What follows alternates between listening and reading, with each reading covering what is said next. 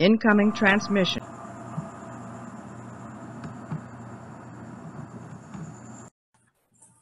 Meus queridos, só rememorando aí, ó. As duas modalidades da radiografia periapical. Bissetriz é a mesma convencional, ela utiliza um cone ou cilindro localizador um pouco mais curto, distância de 200 milímetros, é o mínimo que pode ser utilizado. Cilindros menores que 200 milímetros foram proibidos de uso. E o tempo de exposição, quem vai determinar é o fabricante do filme, e vai te dizer que lá ele vai estipular se a exposição necessária para aquele filme, de acordo com a velocidade do filme, é de 0,5 segundos, 0,3 segundos. Quem te diz isso é o teu filme que tu adquiriu para utilizar durante as radiográficas. Professor, licença. Opa. Os alunos querendo entrar aí, querendo entrar na aula. Já está admitindo. Ok.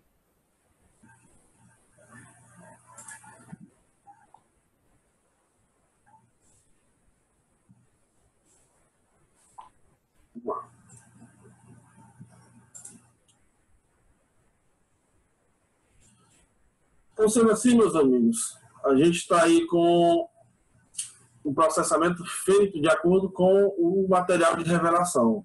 Isso, lógico, se a gente estiver utilizando filme radiográfico, película radiográfica.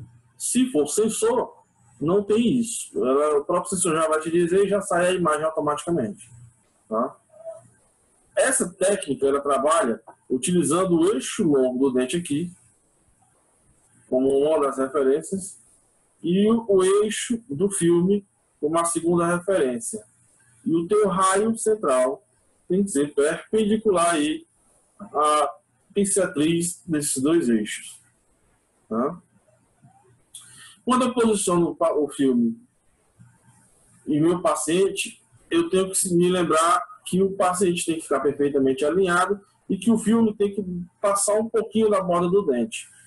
Para alinhar o meu paciente, quando eu estou expondo a maxila, eu vou usar a linha de Camper. E essa linha tem que ser perfeitamente plana, paralela ao solo. E a linha médio sagital é aquela história de deixar o paciente o mais alinhado possível. Então, se tiver necessidade de retirar a carteira do bolso ou algum outro artifício, a gente vai tirar para que a gente tenha uma qualidade maior de alinhamento do paciente. Os filmes são colocados e, no caso da maxila, anteriormente você fixa com o polegar o filme e o raio incide em cima de um ponto de referência anatômico, um marco topográfico, que varia de acordo com o dente que você quer utilizar. Mais à frente eu vou passar para vocês isso aí. Na mandíbula, lembrar a história do plano médio sagital perpendicular, deixar o paciente bem alinhado, e antes a gente estava alinhando com a linha de Camper.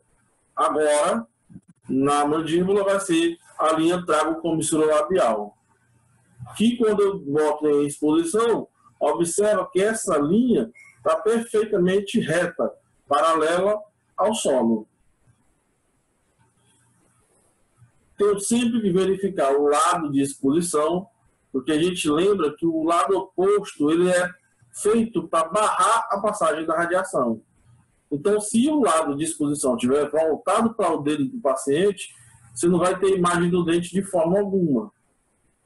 E sempre centralizar o filme ou o sensor com a região que eu quero radiografar, lembrando de deixar passar um pouquinho a borda, milímetros. Você deixa passar um pouquinho aí, porque a gente tem sempre ampliação na imagem radiográfica em relação à estrutura que a gente está radiografando. A angulação de entrada dos raios-x, verticalmente a gente já falou que vai ser de acordo com a bissetriz do ângulo, aquela famosa lei da isometria, que traz esse postulado que se eu seguir a lei da isometria, eu consigo diminuir a angulação e, consequentemente, a distorção do filme, da imagem em relação ao filme radiográfico. Quando eu falo em orientação horizontal, é aquele movimento que o tubo de raio-x vai fazer para as laterais. Isso daí, eu tenho sempre que botar ele em direção à face proximal do dente que eu estou querendo radiografar. Ele vai ter que estar paralelo à face proximal. Então, se eu estou radiografando um canino, por exemplo, o meu raio central, o meu ponto focal, tem que estar paralelo à face proximal do dente. Quando eu vou posicionar o meu filme, eu tenho que lembrar dessa situação, porque o nosso filme ele é retangular. Ele vai ter uma linha diametral, um dos lados do filme vai ser maior do que o outro. Então, esse lado maior, esse lado que o filme fica mais alongado, você vai posicionar de formas diferentes para o dente anterior e para o dente posterior, certo? Quando você utiliza com o dente posterior, a maior linha diametral vai ficar na horizontal do filme, vai ficar nesta posição, onde você tem o maior preenchimento do dente. Quando você vai radiografar os dentes anteriores, você inverte, a maior linha vai ficar na vertical. E sempre lembrar de apoiar o filme na face lingual ou na face palatina, sem provocar dobras, sem provocar curvatura no filme. Porque essa curvatura vai aumentar e vai distorcer o formato da imagem que você vai obter. Sempre lembrar que ele tem que passar um pouquinho da borda do dente, porque a gente tem ampliação. Então, se a gente deixar zerado, quando a gente radiografar, essa pontinha do dente aqui, lá na ponta mais alta do cunho do dente, não vai aparecer. São coisa pouca, 2 milímetros, 3 milímetros aí, que passa dessa borda do dente. Mas tem que deixar alguma coisa. Essa manutenção do filme, depois que você posicionou lá, botou o filme encostado na face oclusal, aliás, na face lingual ou na face palatina do dente, encostou o filme lá, o paciente vai ter que segurar esse filme lá dentro. Você bota os dedos dobrados para evitar que esses dedos fiquem na frente do dente radiografado. É para isso que você dobra. E esse polegar tem que ser oposto ao lado que eu estou radiografando. Se eu estiver radiografando pelo lado direito, eu vou utilizar o polegar da mão esquerda. Se eu, no caso, for com o dedo indicador, é a mesma ideia. Eu só vou mudar o lado aqui para que eu deixe a área do dente livre para a passagem dos raios-x. Se eu for tentar colocar com o dedo aqui da mão do mesmo lado, em algum momento, esta mão vai ficar na frente do feixe de raio-x. Então, perde o sentido e você vai acabar, se não barrando 100% da radiação, reduzindo em muito, e tu não vai ter um diagnóstico, não vai ter uma imagem laudável. Essa angulação vertical, eu tenho como visualizar por um marcador chamado goniômetro, que fica na lateral do aparelho de raio-x ortodôntico. E quando eu estou fazendo essa angulação, eu tenho que levar em consideração essa relação ao eixo formado pelo plano oclusal. Normalmente é paralelo ao solo, mas eu tenho que levar em consideração a angulação da cabeça do meu paciente. Se eu estou trabalhando com maxila, esses ângulos vão ser positivos. Quando eu trabalho com mandíbula, esses ângulos são negativos. O que isso quer dizer? Quer dizer que o teu ponto focal vai ficar mais alto ou mais baixo em relação ao eixo do teu dente. Imagina que o paciente está mordendo e que naquele local de mordida você tem um plano, você tem uma linha ali. Se o ponto focal ficar mais baixo que o local de mordida, do local de oclusão do paciente, ele está negativo. Se ele ficar mais alto, está positivo. É meramente isso que a gente está tratando. Coisa simples. Essa tabela, eu não sou obrigado a decorar. Basta eu ter essa noção que maxilas são ângulos positivos e mandíbulas são ângulos negativos.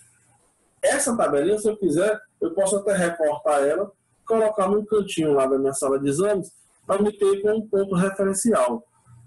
Mas isso daqui, na prática do dia a dia, você vai observar que é muito fácil. Não tem tanta dificuldade em relação a isso.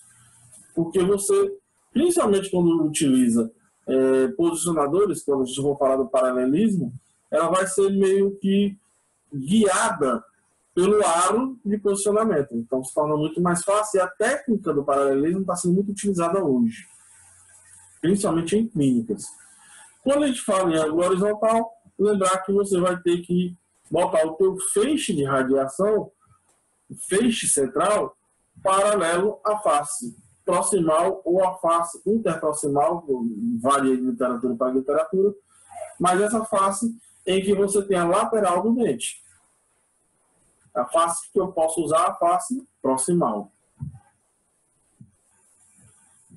Essas angulações horizontais vão ser variáveis, puxando para a direita ou para a esquerda, em relação à linha média sagital do paciente. Também não é necessariamente preciso que você decore cada angulação. Tu pode fazer essa tabelinha e guardar lá na tua manipulação onde tu vai preparar o material para levar para o paciente. Você vai, no caso, por exemplo, botar o filme no posicionador ou higienizar o filme, botar no saquinho, que é necessário isso. É um padrão de biossegurança. Esse filme tem que ser envolto em algum tipo de plástico ou papel filme que possa ser descartado facilmente. É para evitar de você transmitir qualquer tipo de micro-organismo para o paciente. Isso está ligado mais à questão da biossegurança. Mas a gente tem que lembrar dela sim.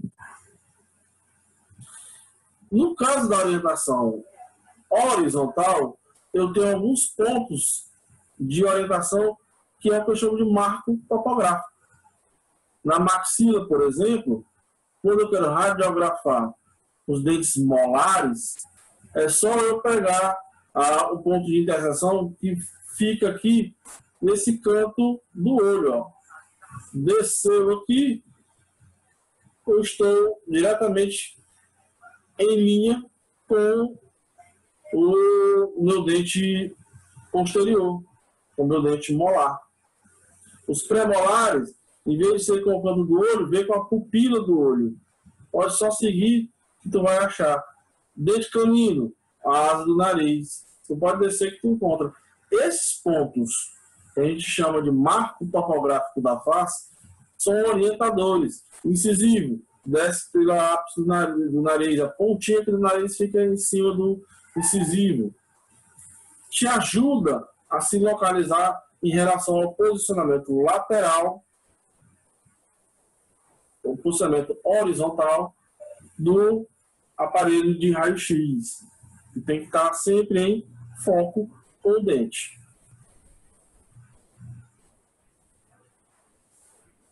Esses pontos de orientação, quando a gente trata da mandíbula, a gente tem que lembrar que a mandíbula tem uma linha que passa aqui um pouco abaixo da borda inferior da mandíbula, ela é um pouquinho assim, ó, e você vai encontrar a linha de todos os dentes. Então, seguiu isso e seguiu isso, você encontra todos eles. Serve como marco de orientação. Normalmente, é efetivo na hora de radiografar. A não ser que eu tenha alguma variação anatômica ou patológica, aí não, aí eu tenho que reavaliar esses pontos. Lembra que esses pontos de orientação são marcos topográficos anatômicos. Se o paciente foge à anatomia, eu tenho que reavaliar meu ponto de inserção do feixe central de raio-x. tenha sempre em mente esses cuidados. Nunca radiografar, nunca fazer imagem com estruturas de caráter removível. As próteses, seja ela prótese fixa, né? Se eu puder desvencilhar a imagem, eu faço isso. Mas em caso de prótese removível, eu tenho sempre que retirar. Seja ela prótese removível do tipo prótese do dente, que é o que a gente chama popularmente de chapa, com aquele aparelho ortodôntico que é removível, que eu boto e tiro normalmente quando eu vou dormir. O detalhe é que em alguns pontos, quando ele começa a perder o alinhamento, você passa a usar ele todo momento e só tira na hora da refeição. Esse aparelho ortodôntico que tira quando vai se alimentar, ele tem que sair quando vai fazer a radiografia. Se o paciente usa óculos, principalmente em radiografias da maxila, se o paciente usa óculos, é interessante que você tire o óculos do paciente. Tira, bota guardadinho na caixinha dele, deixa ele no canto, depois o paciente pega e usa normalmente. Esse óculos, principalmente aqueles que são de acetato, que tem aquela base plástica aqui embaixo, podem ser projetados dentro da imagem radiográfica que você está objetivando para ter uma imagem radiográfica laudável. Outro ponto. Paciente que está passando por um momento de náusea, ânsia de vômito, deixa ele um pouquinho parado, pede para ele ter uma respiração um pouco mais forte, respirar pelo nariz, às vezes fazer bochecho com água gelada, pode ajudar. E, em último caso, você bota umas gotinhas de anestésico e pede para ele bochechar, que vai dar uma aliviada nessa ânsia de vômito. Se for preciso utilizar algum tipo de medicamento, aí tu precisa de apoio do responsável técnico, aliás, precisa de apoio de quem é responsável pelo serviço, no caso, o dentista, responsável pela clínica, ou quem for o responsável técnico do local que você estiver realizando as imagens. A definição do paralelismo é dada por aquela técnica do cone longo, que o cone é um pouco maior que o normal. Se eu estou aumentando essa distância, a gente tem que lembrar que temos uma máxima que aplica-se à radiologia, que se eu aumentar a distância, eu vou diminuir a dose de radiação. Então, se eu tinha meu cilindro localizador de 20 centímetros e eu aumentei essa distância para 40 centímetros, eu estou dobrando a distância foco-filme, praticamente. Então, a intensidade do meu feixe de raio-x vai ser reduzida a 1/4. Eu preciso compensar isso de alguma maneira para que a radiação necessária para impregnar a película de maneira efetiva seja compensada. Qual a maneira de eu compensar, já que eu não tenho como alterar nem MA, nem KV? O único parâmetro que me permite alteração aí é o tempo. Então, eu vou ter que quadruplicar o meu tempo de exposição. Essa lei eu chamo de lei do inverso do quadrado da distância. O que isso quer dizer? Que cada vez que eu aumento a distância ao dobro, se eu estou em 1 metro e vou para 2 metros, se eu estou em 2 metros, vou para 4 metros, a minha radiação recebida cai 4 vezes. Eu passo a ter 1/4 da radiação que era submetida anteriormente.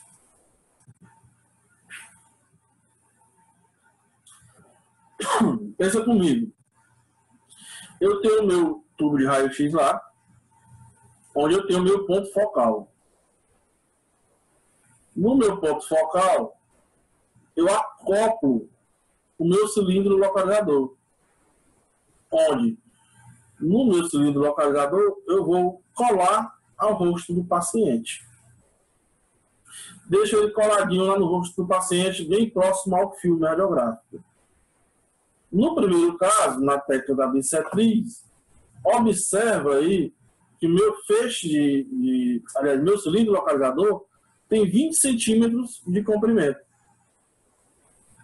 Já quando eu estou utilizando a técnica do paralelismo, quando ela é levada ao pé da letra, a distância do meu cilindro localizador é de 40 centímetros em relação ao ponto focal ao filme de exposição do meu paciente. Se eu levar em consideração isso, a minha dose de radiação aqui vai ser bem maior do que se eu observar uma distância um pouco maior.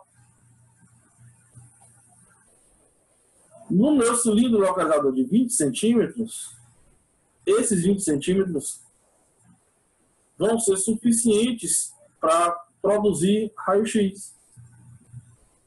Já, na verdade, produzir radiografia, né? Já na minha distância maior, de 40 centímetros, ele nem chega a radiação normal até o paciente. Então, eu preciso aí que essa radiação que chega ao paciente seja mantida. E qual é o procedimento que eu tenho que tomar? Para que essa radiação aqui foi suficiente para produzir uma imagem radiográfica legal, seja igual lá, apesar da distância maior. Eu tenho que aumentar o meu tempo de exposição. Então, sempre que levar em conta isso. No paralelismo, o objetivo principal aí é que eu tenha, já que eu estou usando um posicionador, um padrão para aquisição de imagens. Então, minhas imagens vão ser muito similares, porque, pensa bem, eu estou reduzindo a porcentagem de participação do paciente nisso. Eu estou limitando o fator humano a essa exposição. Então, quando eu uso o posicionador na técnica do paralelismo, eu consigo ter um padrão de imagem radiográfica para aquele tipo de exposição. Ele vai estar basicamente sempre na mesma posição filme, desde que eu coloque ele da maneira correta. Se eu fosse utilizar uma técnica radiográfica no periapical, seja ela paralelismo, seja ela bissetriz, para fazer uma radiografia de todos os dentes, expor todos os dentes radiograficamente, eu teria aí na minha rotina em média de 16 a 18 radiografias. Vai variar da estrutura anatômica do paciente. Tem gente que tem a arcada mais pronunciada, mais aberta, a formação do dente é um pouco mais larga, então vai depender muito disso de paciente para paciente. Mas a variação é entre 16 e 18 radiografias, quando eu quero mostrar, expor radiograficamente todos os dentes do paciente, nos 4 quadrantes. Tá? Para que isso seja uma exposição perfeita, eu teria que adicionar aí alguns exames de radiografia pela técnica interproximal, que me daria o maior detalhamento da coroa e da crista óssea alveolar lá nos meus dentes posteriores, que não são tão bem pronunciados, e lá atrás tu tem uma dificuldade maior de posicionar. Então, para ter isso perfeitinho, eu preciso das 16 periapicais mais 4 interproximais. Aí eu faço a imposição de todos os dentes e consigo imagem completa de todos os dentes radiograficamente. Óbvio que isso nunca vai ser igual ao padrão de uma tomografia. A tomografia te dá muito mais detalhamento. Quando eu utilizo esses posicionadores, eu tenho uma característica que é de reprodução ou reprodutibilidade da imagem radiográfica de maneira satisfatória. Tá? E todos os requisitos técnicos lá da bissetriz também vão ser utilizados no paralelismo. Ou seja, eu tenho que no paralelismo mostrar o dente completinho na sua anatomia. Ápice, borda do dente, crista óssea alveolar, espaço periodontal, polpa do dente. Tenho que mostrar tudo bonitinho, igualmente a bissetriz. Esse ponto de posicionador, ele é específico da técnica radiográfica do paralelismo. A bissetriz não utiliza posicionador. A oclusal não utiliza posicionador. Só na periapical, no quesito paralelismo, na técnica do paralelismo. Uma técnica radiográfica que é muito utilizada e que complementa perfeitamente, no caso de necessidade, aos exames periapicais, é a radiografia oclusal. Essa radiografia oclusal, ou radiografia de mordida, por quê? Porque o filme radiográfico eu vou colocar dentro da boca do paciente, o paciente vai morder o filme. Eu posso utilizar ela para radiografar meia arcada ou M arcada, ou posso radiografar a arcada por completo. Então eu precisaria aí de 2 radiografias oclusais para mostrar as 2 arcadas por completo pelo método radiográfico oclusal. Esse filme oclusal é o maior filme que a gente tem na técnica intraoral. Então eu consigo examinar áreas bem extensas, principalmente de maxila e mandíbula.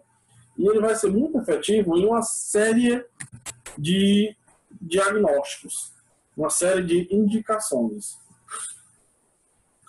Ela é indicada como um complemento ao exame radiográfico periapical, geralmente ele é complementar, e quando eu não tenho uma demonstração segura do aspecto da região por completo. Por exemplo, eu tenho uma lesão na base do dente, lá no ápice do dente, e essa lesão provocou um cisto, e esse cisto já está tão grande que não aparece inteiro na radiografia periapical. Aí eu faço uma radiografia oclusal e ele vai me mostrar a extensão, o tamanho dessa área de cisto, que normalmente aparece radiolúcida. Quando eu tenho, por exemplo, que fazer a avaliação de desdentados, pacientes que perderam ou todos ou parte dos dentes, é uma excelente aplicação da radiografia oclusal. Quando eu quero, por exemplo, localizar corpo estranho, é muito comum aqui na nossa terra, a gente em festa de aniversário, por exemplo, tomar aquele velho creme de galinha, que aqui acolá vem uma flerpazinha de osso no meio. Aí tu morde, ó, esse ossinho fixa no céu da boca. Como é que eu vou ver o ponto exato de entrada dele radiograficamente? A técnica oclusal ajuda muito nisso. Tá? Pacientes que antigamente era muito comum fazer a exodontia ou retirada do dente e no meio do processo esse dente se quebrar. E aí, em vez de tirar o dente por completo, tirava só a parte que estava exposta, só a parte da coroa. E a raiz ficava lá dentro. Esses dentes, que são o que a gente chama de raiz residual, pode ser muito bem mostrada na técnica oclusal. E essa raiz residual, normalmente tem que ser extraída, principalmente quando eu vou fazer a reposição do dente por exemplo, inserção de uma prótese. Dentes que estão retidos, e que não aparece a coroa ainda, dá para ser mostrado aqui. E dente supranumerário também aparece demais. Pesquisa de dente supranumerário por radiografia oclusal. Óbvio que se eu tenho a oportunidade de fazer a tomografia, vai ser feita tomografia. Mas nem todo lugar é possível. Nem todo mundo tem esse tipo de tomógrafo. Como o meu filme é grande, essas áreas que têm uma patologia um pouco maior, não falo em severidade, mas em extensão, eu posso delimitar utilizando o filme oclusal com a radiografia oclusal, porque ele é maior. Então eu consigo ver a extensão por completo. Principalmente em neoplasias, que são um pouco maior de tamanho normalmente, cistos, que aumentam muito de tamanho, abscessos às vezes não aumenta tanto, mas pode aparecer também. Tá? É uma técnica que, por eu não ter que estar manipulando nem botando mais um objeto dentro da boca, que é o dedo, no caso de fratura de maxila, aliás, de mandíbula, é muito comum fraturar aqui e eu, com a radiografia oclusal, conseguir mostrar a linha de fratura. E aí, se tiver que fazer algum procedimento, o médico está respaldado por imagem.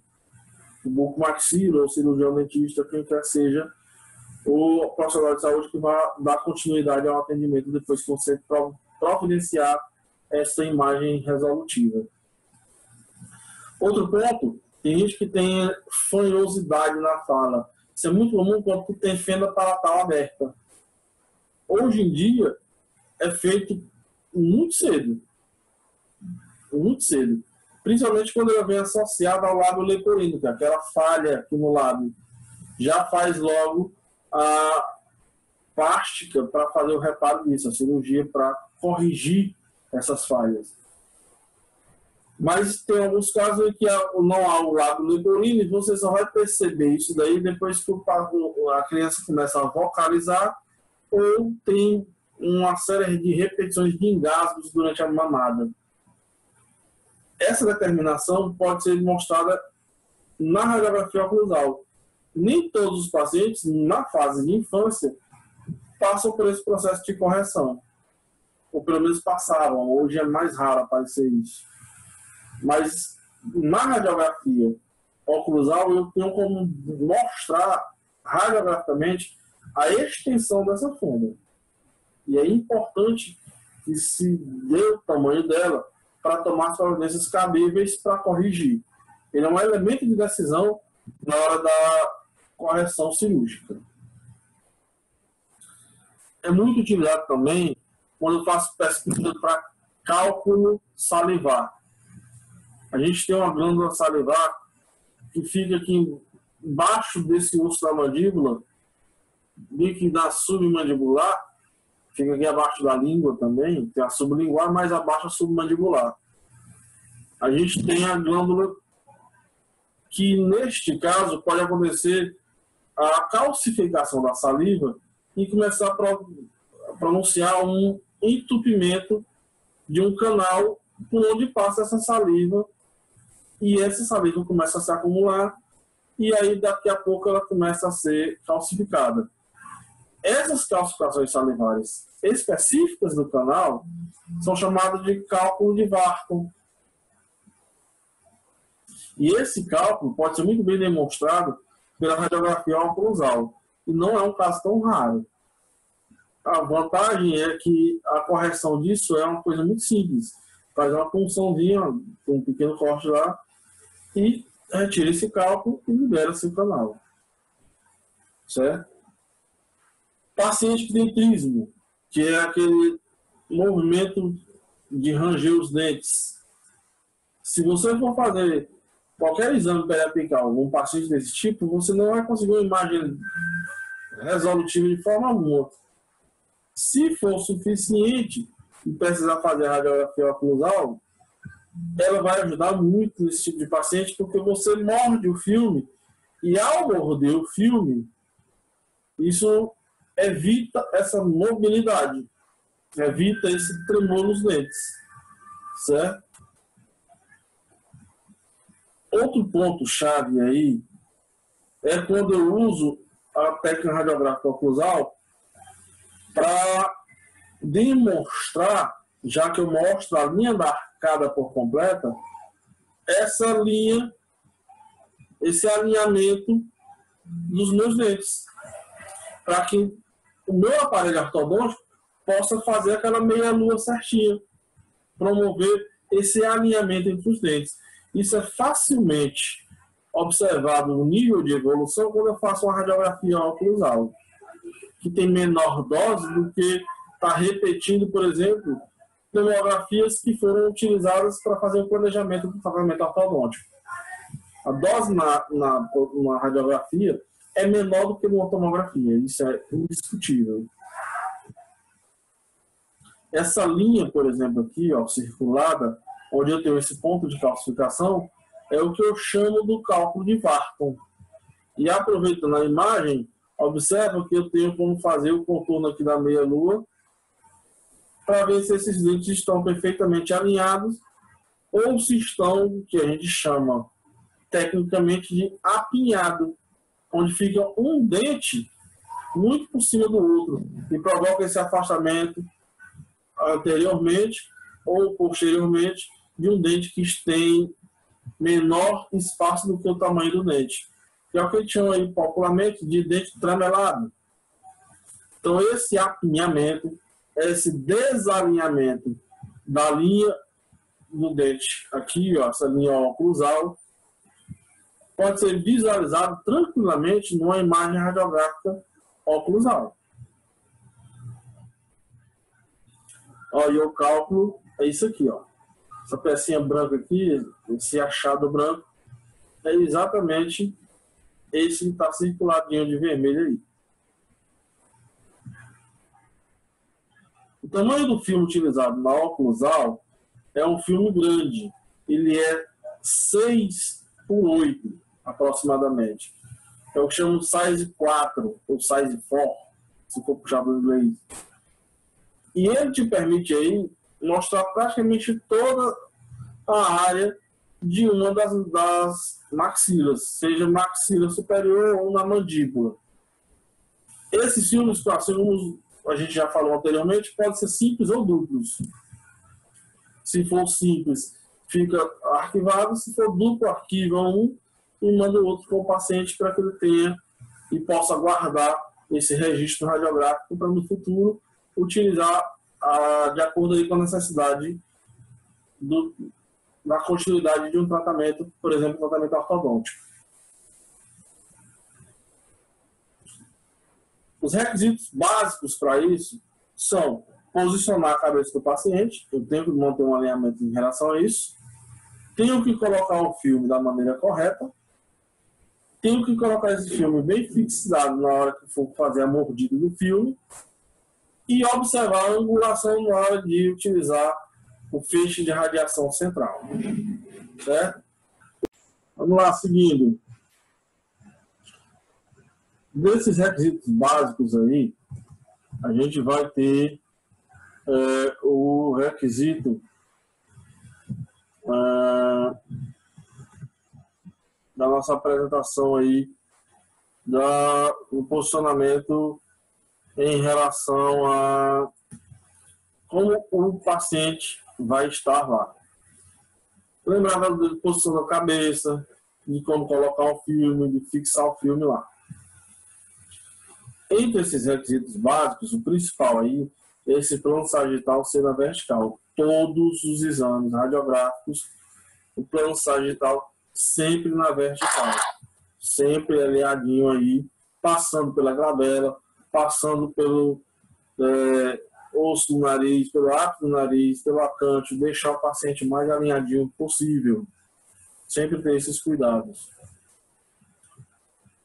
Quando eu for colocar esse filme, eu tenho que observar que a face radiosensível tem que estar voltada para o lado que eu quero radiografar. Se for a maxila, ele vai ficar voltado para o palato. Se for a mandíbula, vai ficar voltado para o assoalho da boca, para a face lingual lá. De acordo com a indicação do filme que eu estou utilizando. Se eu quero radiografar maxila, palato. Se eu quero radiografar mandíbula, voltado para o assoalho da boca, voltado para a língua. Isso tem que ser sempre o lado sensível do filme, voltado para o lado da região de interesse. Quando eu for colocar o filme, primeiro que eu tenho que lembrar é de, na hora de introduzir esse filme, observar as bordas laterais do filme para que ele não corte, que é muito comum provocar aquele cortezinho no cantinho da boca, na comissura labial. É para isso que a gente tem uma luva chamada luva de procedimentos. Essa luva tem que ser calçada para que você possa manipular o paciente de maneira segura, certo? Principalmente nos dias de hoje. Tem que ter máscara, tem que ter luva de procedimento, que tem que ser trocada a cada exame feito. Esse filme tem que ser resguardado em papel filme enroladinho, para proteger tanto da umidade, como também, na hora de desprezar esse papel filme, te dá um pouquinho mais de segurança. A gente tem que lembrar de biossegurança. Se possível, usar protetor facial, usar óculos, usar todos os equipamentos, todos os EPIs disponíveis. Sempre.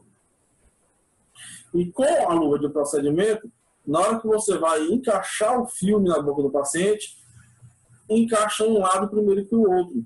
Então você tem que afastar. Mete o dedo mesmo e afasta. Só lembra de pedir uma licençazinha para não ser invasivo. Afasta o cantinho, passa o filme, afasta o outro cantinho, passa o filme. E esse filme eu tenho que colocar ele o mais posteriormente possível. Para poder pegar lá atrás, se possível até, um terceiro molar que ainda nem se expôs à coroa. O que a gente chama de eclodir, ou irrupir, ou erupção dentária. Tem vários nomes para isso, mas a coroa ainda nem saiu, mas na radiografia ela vai aparecer. Então, é por isso que eu tenho que colocar o filme o mais posterior possível. A gente tem esse osso que faz essa curvatura, e esse que sobe a gente chama ramo da mandíbula. Quanto mais próximo o filme tiver do ramo da mandíbula, maior a área radiográfica efetiva você vai conseguir. O ângulo vertical aí, eu tenho que observar que ele vai sempre seguir o ângulo do eixo dente e do plano do filme. Se meu filme está encaixado com o meu dente, ele vai fazer isso aqui, ó. Vem por cima. E a angulação horizontal paralela ao centro do exame. Feixe de raio central sempre focado na origem à meia-lua. Então, se eu tenho essa meia-lua aqui, é focada ao centro dela. Tá? Algumas vezes é necessário que você afaste um pouquinho o cilindro localizador para que você tenha espaço suficiente para isso. Certo? Para poder ser exposto todos os dentes desta meia-lua dentro do filme radiográfico. Não precisa estar 100% coladinho aqui, não. Certo? Se precisar, pode afastar um pouquinho. Observa que a ponta do cilindro localizador não encosta na face do paciente. Se eu colar muito, essa parte anterior não vai ser exposta corretamente. Então, dou um afastamentozinho. Se eu for pensar no ângulo horizontal, ele está alinhado com a linha média sagital. Então, esse ângulo vai ser 0. Se eu pensar no ângulo vertical, eu tenho que fazer esse angulamento positivo aqui. E essa angulação aqui, quem me dá é o goniômetro. Eu observo lá 65. Professor, no meu goniômetro não marca 100%, mas ele vai ter algumas marcações e tu pode fazer por aproximação. Eu te garanto que pelo menos o 90 graus, o 180 e o 0 vai estar lá. Então, se eu tenho o meu 90 e tenho o meu 0, eu posso estimar, pelo menos estimar, um valor de 65. Mas a grande maioria deles vem fracionado aí a cada 15 graus. Aí dá para a gente ver show de bola. Tá?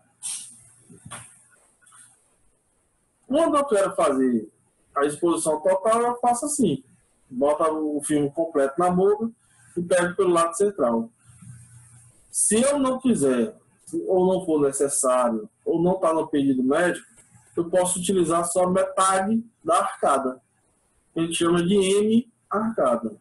Aí tu não precisa incluir o filme todo, e o eixo maior vai estar para trás, não lateralmente. vai estar no sentido antero-posterior e não látero-lateral. Antero-posterior, o maior eixo do filme.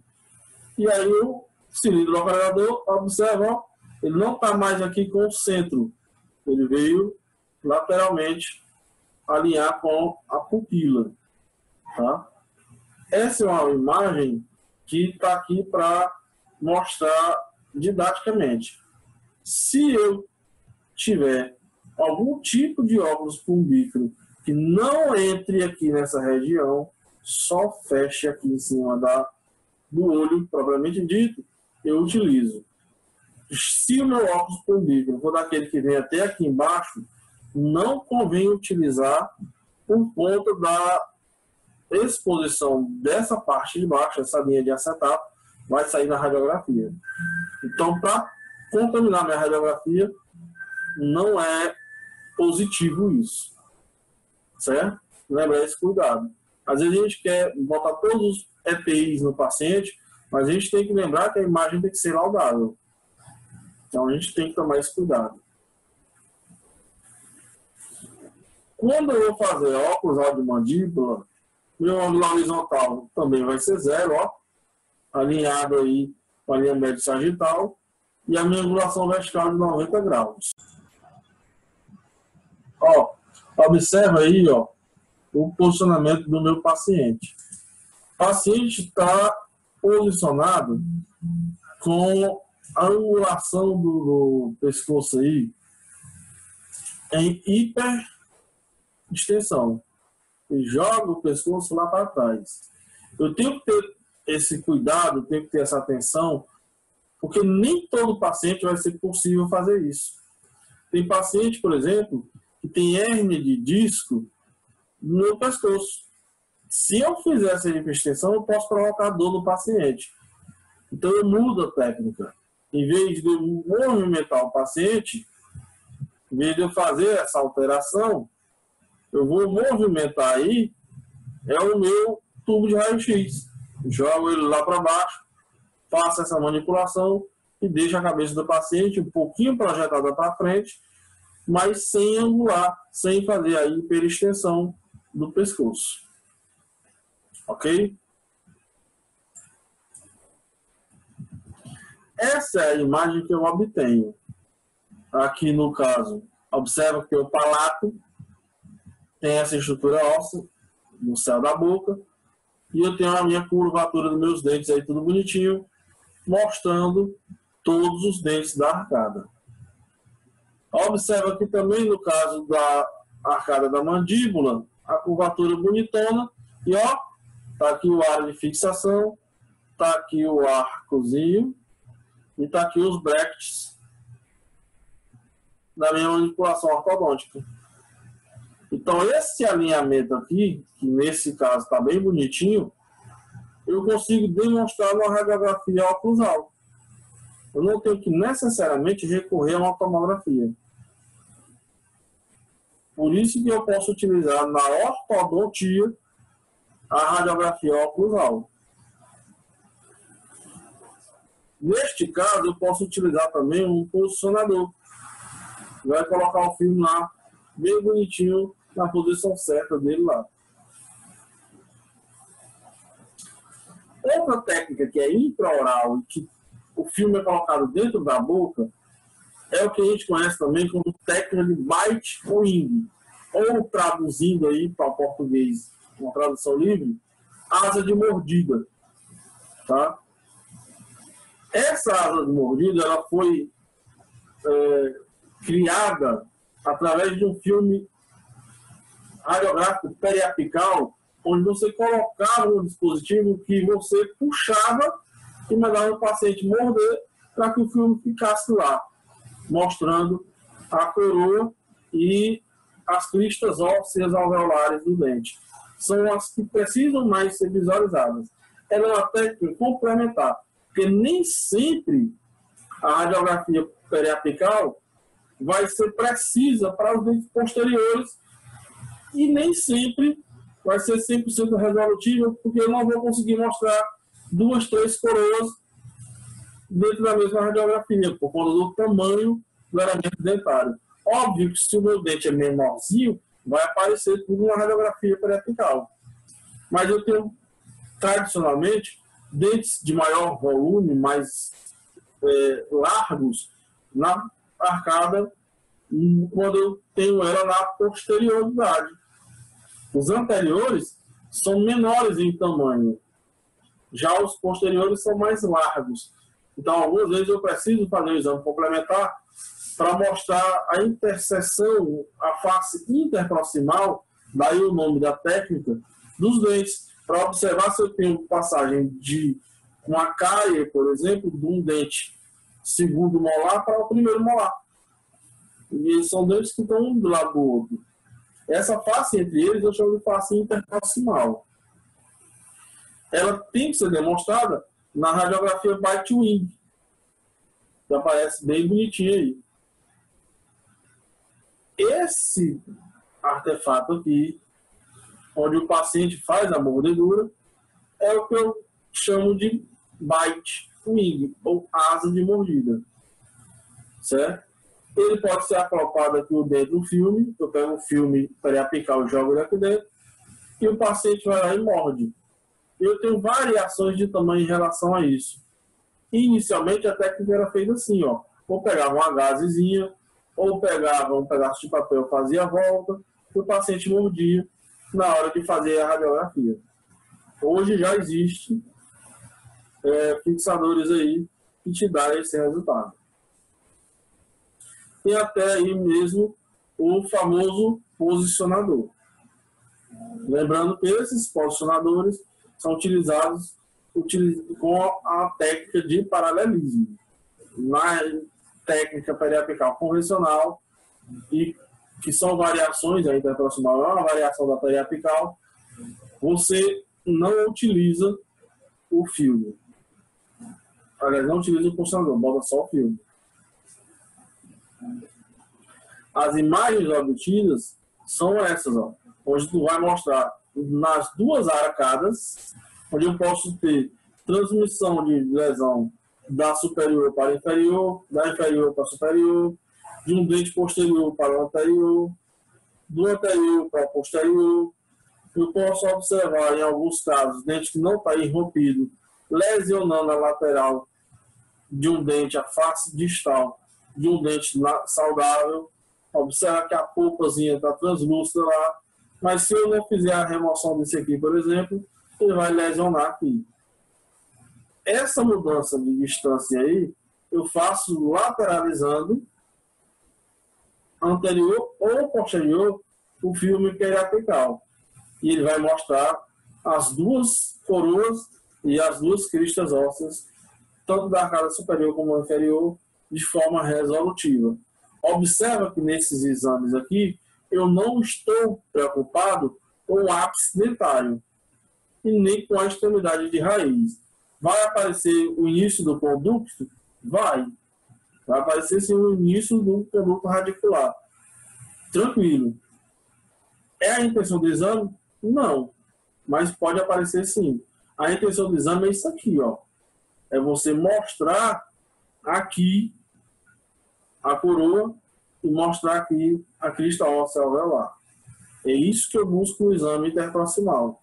Para ver se eu tenho transmissibilidade de patologia entre as arcadas e entre os dentes. Lembra que é importantíssimo que eu tenha mais de uma visualização de uma mesma estrutura. No caso da radiografia periapical, você só tem uma imagem. Mas eu posso ter necessidade, em caso de dúvida, de mais de uma imagem em relação a isso. E eu preciso de uma informação complementar. Quando isso for necessário, eu me baseio nesse princípio aqui, ó. Princípio de paralaxe. Ele é pensado, é buscado lá da astronomia, onde eu tenho, na observação astrológica, quando eu observo dois pontos no espaço, em que um pode estar atrás do outro. E nesse posicionamento eu não vejo Para que eu faça isso, eu tenho que mudar minha perspectiva de visão. Aí eu vejo os dois. Por exemplo, acontece de a gente ter o eclipse solar, e esse eclipse onde a Lua passa na frente do Sol, e o Sol fica momentaneamente oculto. Isso acontece muito, ocultar um atrás do outro, quando eu falo, por exemplo, de canais radiculares. Ou acontece também quando eu tenho objetos semelhantes na mesma linha, em que eu não sei, não dá para precisar na primeira imagem que objeto é esse que eu estou demonstrando. Aí eu faço essa variação de angulação para demonstrar o que está sendo encoberto. O que eu vou fazer? Eu, como observador, eu, como ponto central da imagem, vou modificar meu posicionamento ou para a esquerda ou para a direita, e em fazer essa alteração de angulação horizontal, eu desloco, eu tiro esse ponto anterior da sobreposição do ponto posterior. Se eu tiver, por exemplo, um canal radicular passando aqui e outro passando atrás, quando eu girar minha visualização, eu vou conseguir ver os dois. Isso é possível ver também, por exemplo, quando eu vejo um ósteo ou um canal de passagem de vascularização ou de enervação, e na hora de visualizar ele se assemelha, por exemplo, a um cisto. E aí esse cisto, se eu lateralizar, ele vai aparecer com a mesma forma arredondada. Já quando eu estou falando desses ósteos, dessas passagens, quando eu lateralizar, em vez dele ter o formato arredondado, ele vai ter um formato linear, certo? Porque ele vai ter essa passagem entre a tabécula óssea. Tá? O que eu vou fazer? A minha primeira imagem, essa central aqui, onde um está atrás do outro, é a minha imagem padrão, é a minha periapical convencional. Eu adquiri essa imagem periapical convencional, o que eu vou fazer em seguida é lateralizar primeiro para um lado, radiografar, e em vez da imagem sair sobreposta, eu vou ter uma e depois a outra. E em confirmação, eu faço o deslocamento para o lado oposto. E aí, em vez de eu ter a imagem sobreposta, eu vou ter uma e depois a outra. Vou dissociar os dois canais. O canal que está na frente e o canal que está atrás. Eu dissocio, eu consigo mostrar os dois. Eu faço uma imagem que mostra os dois e depois faço uma segunda, onde eu vou confirmar essa imagem dissociada. É muito comum isso aqui, quando eu tenho também, ó, esses canais aqui embaixo. No caso aqui, o canal submandibular. Em algumas exposições, ele fica aparecendo redondinho. E quando eu faço a distorção, eu faço a dissociação, ele aparece separado. Neste caso aqui, desta imagem, eu estou com um dente aqui, que anatomicamente teria que ter 3 raízes, mas aqui eu só estou visualizando 2. E na minha periapical, marquei direitinho as 2 raízes, mas anatomicamente o comum é ter 3. E cadê essa terceira raiz? Na minha imagem central, minha primeira imagem, minha periapical convencional, ela não aparece. Essa convencional, essa primeira imagem, a imagem de rotina, eu vou chamar agora de ortorradial, que é a imagem que fica, a primeira que a gente faz, que é a imagem de rotina. Como eu não vi o terceiro canal, mas eu sei que dente molar normalmente tem mais de 2, eu fiz a distorção para o lado mais mesial, mais próximo da linha média sagital, e quando eu radiografei, ó, observa essa linha tênue distanciando os 2 canais. Opa, aqui ele aparece um por cima do outro, eu vejo só um, mas quando eu fiz lateralizando para a linha medial, apareceu 2. Deixa eu confirmar, fazendo a outra, rotacionando o tubo para distal ou distorradial. Ele vai se afastar da linha média sagital. Eu tenho uma aqui onde eu aproximo e depois tenho uma outra onde eu vou distanciar da linha média sagital. Daí o nome mésio radial e distal radial. Esse eu me aproximei da linha média, esse eu me afastei da linha média quando eu fiz a lateralização no tubo de raio-x.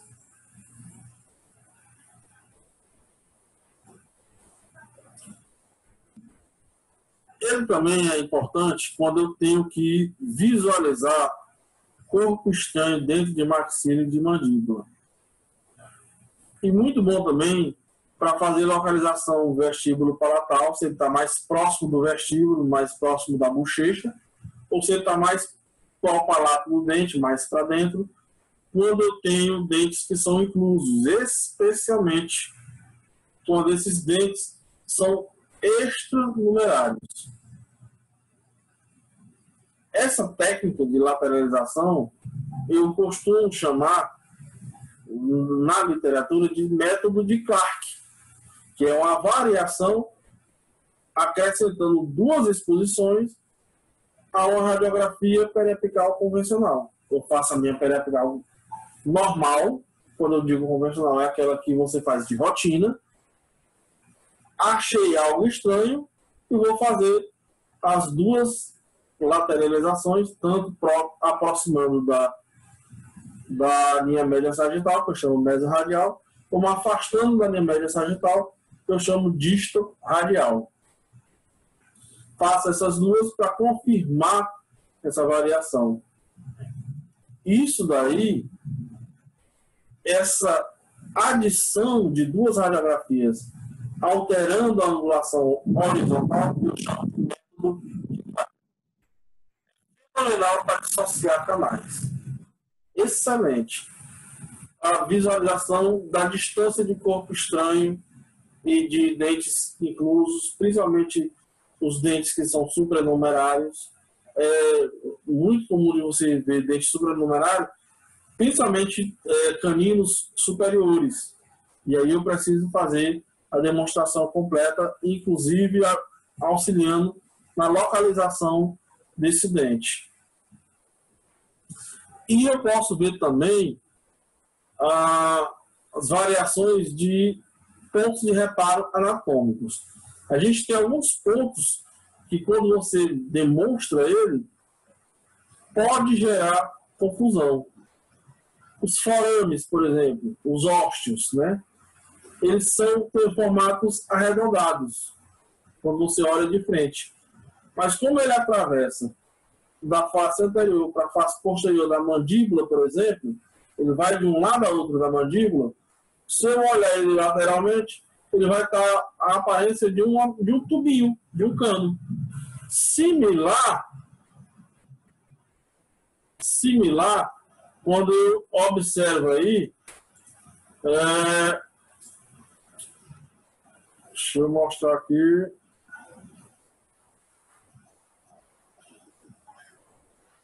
Pronto.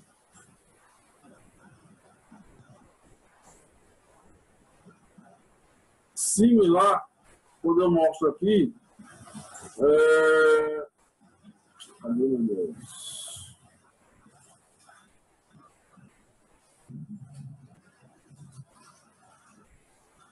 Ao canal mandibular.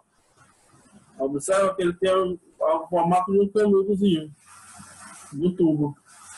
Se eu olhar ele de frente, ele vai aparecer um negócio redondinho. Não um canal. Vai aparecer só um furo. Essa é uma das principais indicações quando eu estou trabalhando aí das técnicas de Clark. Esses pontos anatômicos eu tenho que definir, porque não pode ter confusão de interpretação. Por exemplo, eu confundi um forame, eu interpretar um forame como se ele fosse um cisto. É totalmente viável. Então, na hora que eu lateralizar, o que era redondinho vai aparecer um tubinho. E aí eu sei que, em vez de ser um cisto, é um forame. E esses forames são muito comuns, principalmente o forame incisivo, que fica aqui na frente, e o forame mental, que fica um pouquinho lateral aqui. Quando você faz a radiografia, eles aparecem. Os incisivos aqui em cima também. Aparecem esses foramezinhos. Eles servem para passagem de sistema vascular nervoso. Mas na hora que tu lateraliza, tu observa um formato diferenciado. Altera o formato que tu estava vendo redondinho e tu não vai ter mais a interpretação de um cisto. Vai saber que não é. Beleza?